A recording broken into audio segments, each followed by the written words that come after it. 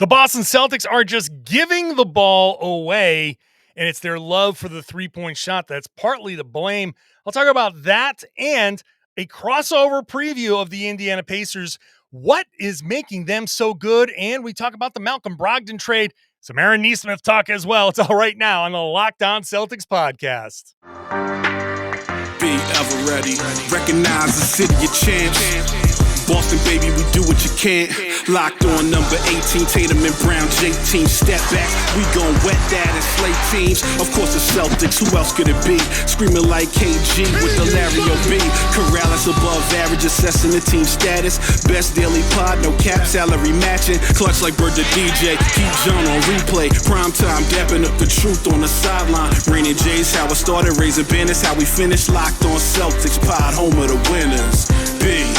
Hey there, welcome back to the Locked On Celtics podcast right here on the Locked On Podcast Network, where it is your team every day, and I'm here for you every day with a free, fresh podcast directly to your device if you are a subscriber. If you're not a subscriber, then hit that button. If this is your first time, welcome aboard. Love to have you on.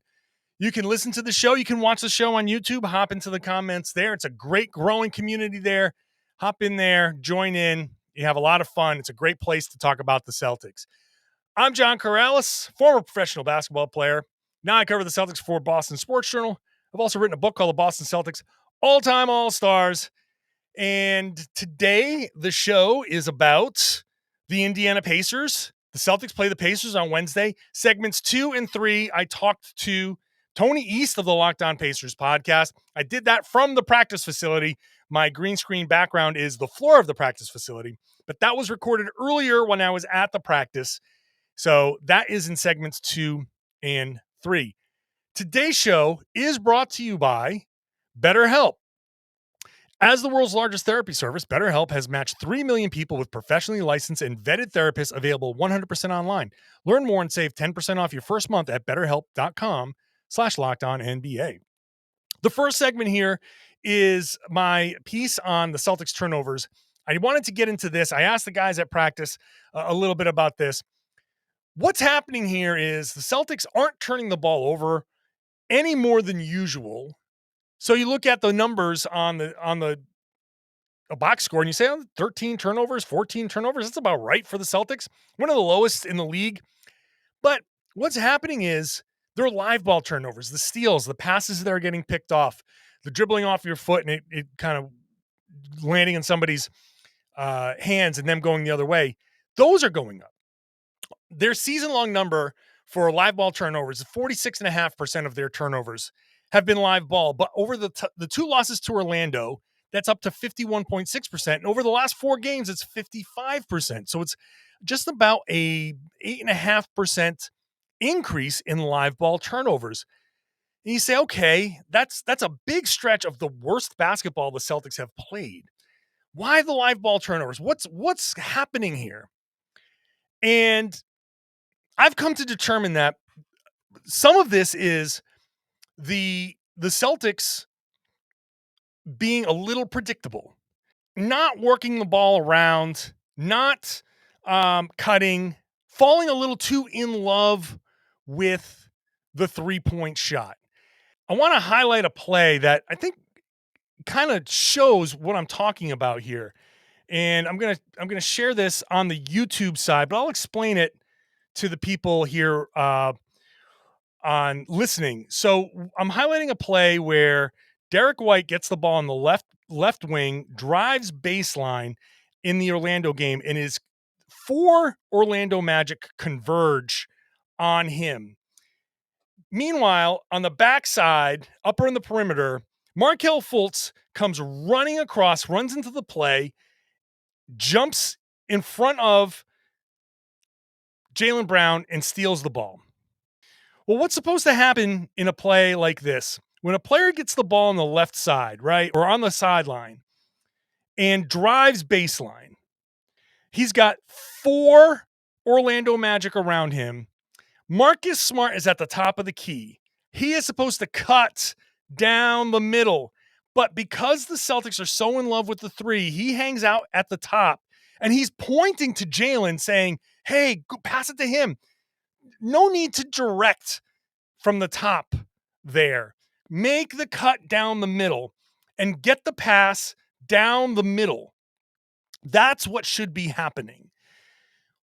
Instead of standing at the top of the key, Marcus Smart should, once he sees he's being covered by Bull, once he sees Bull turn around, Bull is committed to getting to the front of the rim. He is leaving a big swath of open paint right at the number 6 for Bill Russell. Marcus Smart has to be there. Even if they turn around and see him and deter the shot, he can swing it right over to Al Horford, who should be down a little further to the left in the corner, but he can swing it over there for a wide open 3. But because the Celtics are not making these cuts, these guys who are driving are committing to making these passes. Other teams are seeing that these passes are there and they're jumping the passing lanes, and these live ball turnovers are happening. There are other examples on my Boston Sports Journal piece, but what's happening is you've got the Celtics now are cold. The Celtics are cold, and the missed shots are piling up. Okay. The drives now are, if they're getting too deep, there's no outlet, because if the guys in the perimeter are just staying there like, hey, I'm open, give it to me for 3. Well, that guy is down way too low to see you. And if he sees only one passing lane, then he's going to try to make that one pass. And you're not giving him any help at all. The Celtics have fallen so in love with the 3, and it's not that they keep taking the 3s. I don't mind the 3s that they're taking necessarily. It's the ones that they don't even get to take now, because the driving kicks aren't there, like I explained yesterday, because these passes are being picked off. And if you total up, well, that's 2 passes that aren't being made. There's a couple of passes that are turning into turnovers in the paint, and there's a couple of isolations per game that, the 6 seconds, they're holding the ball for 6 seconds or dribbling it 7 times. Now that's 6 shots. It's 6 open shots that aren't being taken. And also opportunities for the other team to go and run the other way, because these turnovers turn into transition opportunities. You've now eliminated 6, 7, 8 shots in the game that could have been good shots. That could have been cuts for layups. That could have been kickouts for swing, multiple attacks, maybe a shot in the paint, or maybe another open 3.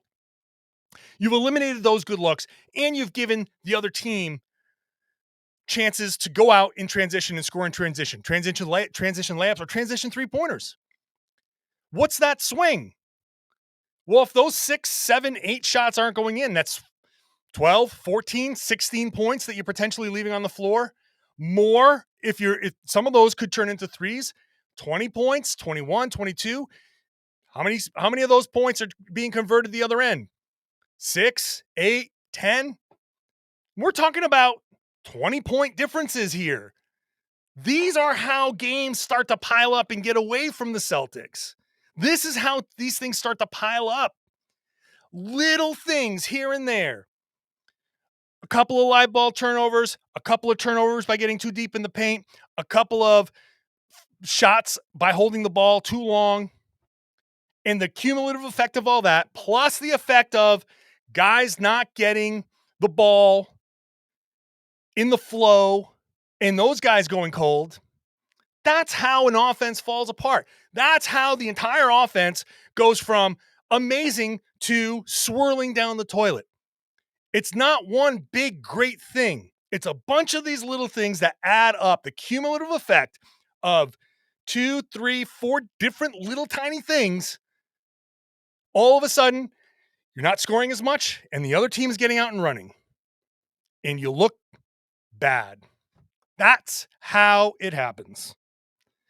Celtics need to clean up these little things, because the little things lead to big things. Can they clean it up against the Indiana Pacers? Why are the Indiana Pacers good enough, looking good anyway? I'll talk about that. I was at the practice facility when I recorded a podcast with Tony East. So the next two segments are me and Tony East of the Locked On Pacers podcast. So stick around for that. First, today's show is brought to you by BetterHelp. Now, I have been an outspoken advocate for mental health, and I know the need for therapy as well as anybody because I've lost friends. Closest friend in my life I've lost because he didn't have adequate mental help. So if you have been struggling and you are looking for a solution, try BetterHelp.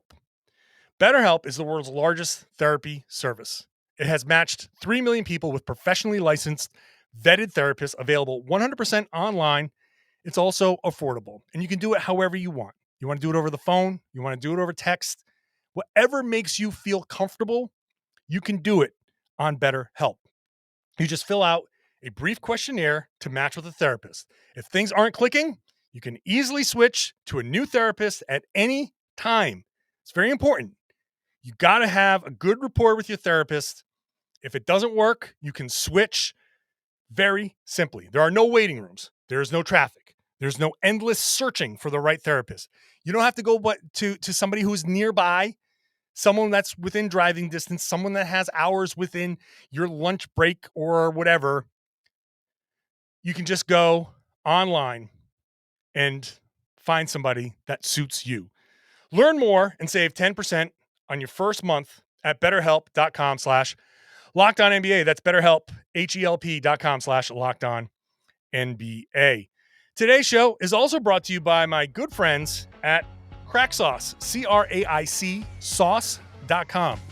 You've probably missed your chance to get it for a gift, but you can still get it for a birthday gift. Hell, I would even take it as a late Christmas gift. It doesn't matter to me because it's so good. It's big, bold, hot sauce, built different, and it's made locally in Massachusetts, in Lowell, Massachusetts, by a Celtics season ticket holder. Local farms provide the ingredients. Local employees make it. Made with love, made with care, and made in so many different flavors that it's not just something that you put on top of the food. Yeah, they have that too, but also they have different levels of heat and different flavors that you can cook with. Put into your eggs, put into your stews, put into your chili, put into whatever you want because it's very versatile and it is delicious and it gives you the type of heat that you want. Go to craicsauce.com, CRAIC sauce.com.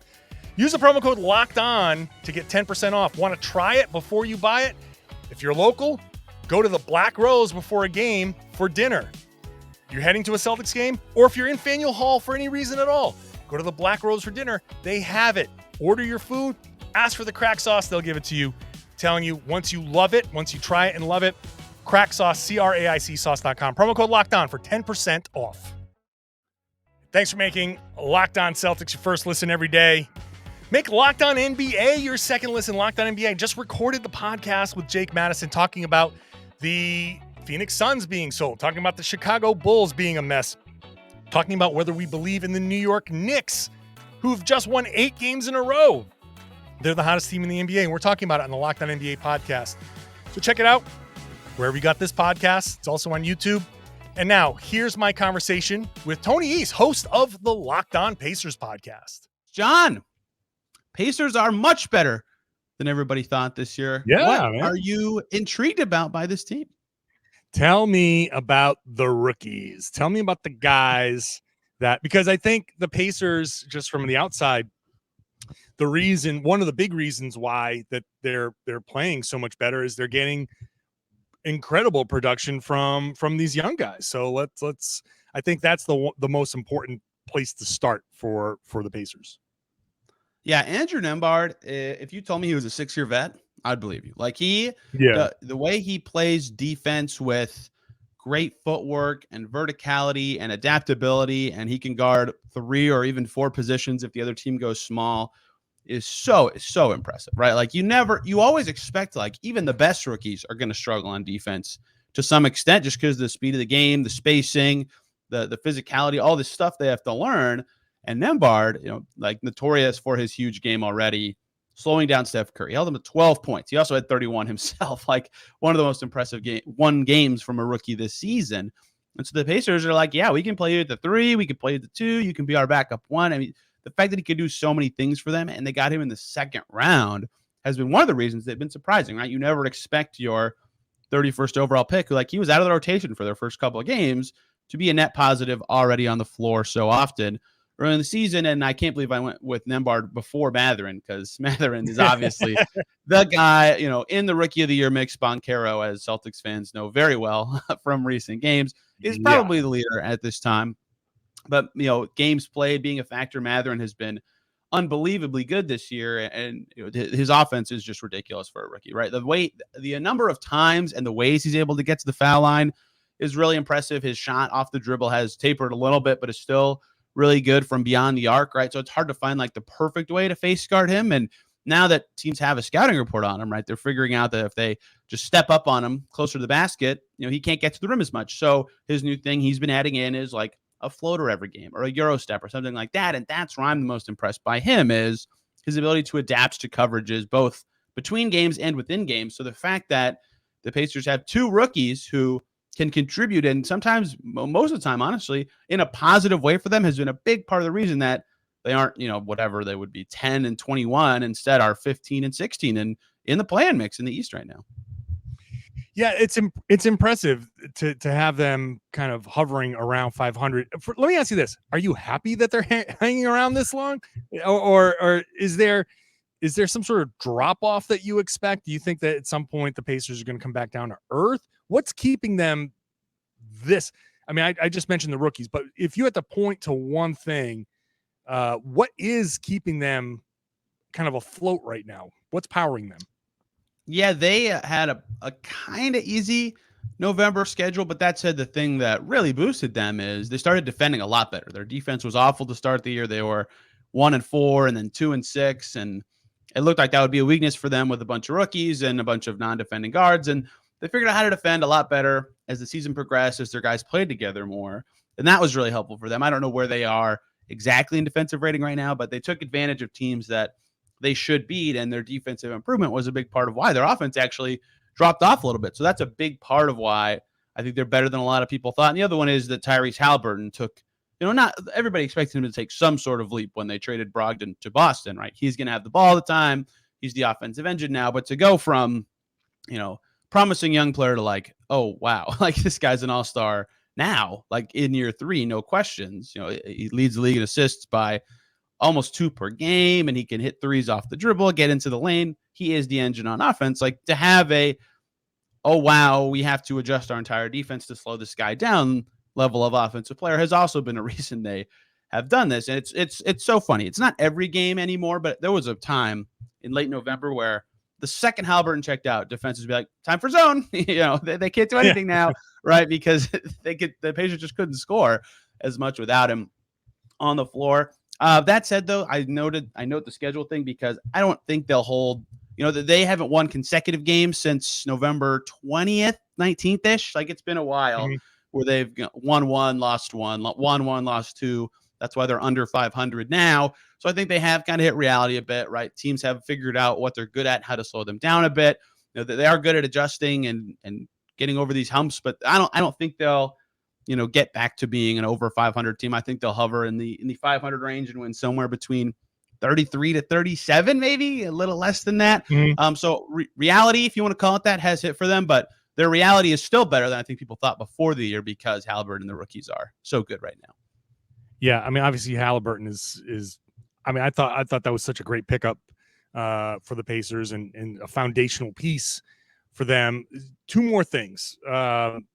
We'll end on the AARON Nesmith conversation, but first, Miles Turner is playing well, and he and Buddy Hield seem to be like the combination, especially when it comes to like the Lakers talk and all of that stuff. Has that impacted? It doesn't seem like that's impacted them at all. Not in the slightest.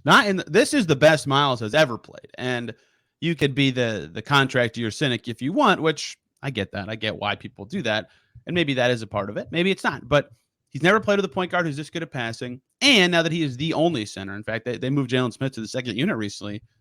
Like, he is cutting way more than he ever has. He is rolling after screens more than he ever has. In fact, he basically never rolled before, right? When Sabonis was on the team, It was screen, get behind the three-point line, get out of the way, right? Now he's rolling to the basket, making plays in the paint and getting more touches per game. And throughout his career, he's always said things like, I'm scratching the surface of my potential. I think I can do more.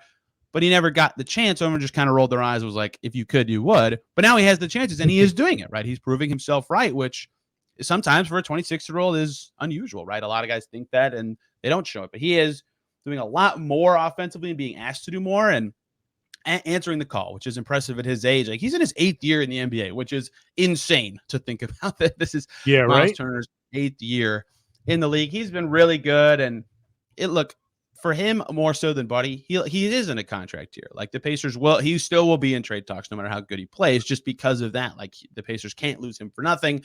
I don't know what they'll end up doing, but he's been great. Buddy Hield's been good. Tries a little harder here than he did with the Kings. I don't think that's a secret. Better on the glass, puts the ball on the floor, makes some plays in the paint, and passing the ball. That's been the biggest thing he's done better than he did in Sacramento. And maybe one of his biggest assets to the Pacers, him and Tyrese Halliburton are close friends, right? That is, of course, very important to a team entering a new era, saga, whatever you want to call it. And the fact that he's one of the best shooters in the league is, of course, very helpful for a team that has a very dynamic and potent offense. Yeah, they've both been really good, and I think will both be mentioned in trade chatter for a while just because of where the Pacers are and what they're good at and things like that. But yeah, the part of the Pacers surge, too, is their vets have been just as good, if not better, than they've ever been before. Well, that all sounds like the Pacers are going to be a tough team, but I know the obvious key to them is AARON NESMITH. That's the guy. You want to take a break, and we'll just talk about AARON NESMITH in terms of the trade, the Malcolm Brogdon trade. Yes, that makes a lot of sense to me. Before we make that pivot, though, let me tell everybody about BetOnline.net, the #1 source for sports betting info, stats, news, and analysis. You can get the latest odds and trends for every professional and amateur league out there on BetOnline, from pro football to college bowl season to basketball. They had the World Cup on there. It just ended, but they've got it all at BetOnline.net. And if you love sports podcasts, well, guess what? They've got a ton of those all over at BetOnline. It's the fastest and easiest way to get your sports betting info. They've got their lines up for the NFL this week already. Thursday night, Jets-Jags, which is somehow an important game for playoff positioning. Even spread. That'll be a fun one. Ravens-Falcons, for example. Ravens favored by 7.5. All those lines and more at BetOnline.net. Head over to the website today or use your mobile device to learn more, because BetOnline is where the game starts. John, like you said before the break, these two teams made a huge trade in July. Huge being that one of the 6 men of the year favorites is on the Celtics, and Malcolm Brogdon, who's been fantastic. The Pacers went younger. They got a pick. They got AARON NESMITH. Daniel Tice is a person in the NBA right now. I feel bad saying that, but he has not played for them yet. Big trade, and it's kind of worked out for both teams because, like you alluded to, AARON NESMITH's been pretty good so far for the Pacers, actually. Well, I mean, look, obviously the Malcolm Brogdon trade is one of the things that's going to keep. I heard you on Lockdown NBA talking about Executive of the Year. Surprised you guys didn't mention Brad Stevens at all. I did a little bit. You did a tiny bit, but yeah, getting Malcolm Brogdon was at that point at the beginning of July was, oh my God, this is the greatest move. I can't believe that they actually did this, and they did it for a bunch of spare parts. And I thought that maybe the Pacers were thinking like, we're not trying to get anybody back because we're trying to go for Wembanyama, or whatever. And so it worked out in the Celtics' favor. But hey, the Pacers are still, they've got some talent there. And I think for the Celtics, Brogdon has been a huge, huge part of what has made them so good. I mean, obviously Tatum and Brown are the headliner. They're #1 and #2, or 1 and 1A. They're potentially 2 all NBA guys in both of those guys. So the second unit, and this is why the return of Robert Williams has been extra exciting. Second unit has been really, really good for the Celtics, generally speaking, because they have Brogdon. They generally start the second quarter with Brogdon and Tatum and either like Sam Hauser, Grant Williams, and Luke Cornett, we are sitting here thinking like, well, you take Luke Cornett, you put Robert Williams in there, and now you've got a second unit run by Malcolm Brogdon with Jayson Tatum not having to handle the ball. I think having Brogdon to handle the second unit duties has been a massive, massive help to Tatum, because Tatum used to run that second unit and handle the ball and be the distributor.